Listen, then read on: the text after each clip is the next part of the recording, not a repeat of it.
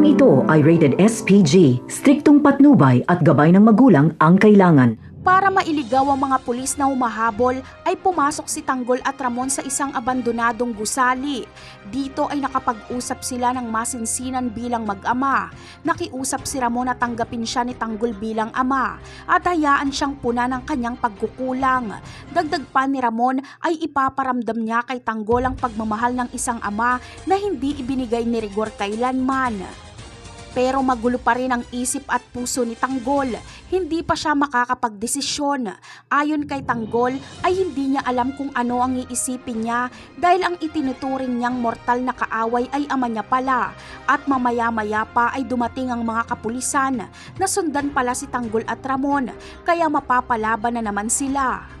Samantala, kung sa bakbakan sa pamilya ni Tanggol sa pagitan ng Montenegro versus Dimagiba ay hindi nagpapatulong si Tanggol sa kanyang mga kaibigan. Pero ngayong mga pulis na ang haharapin nila Tanggol ay tatawag na si Tanggol ng responde.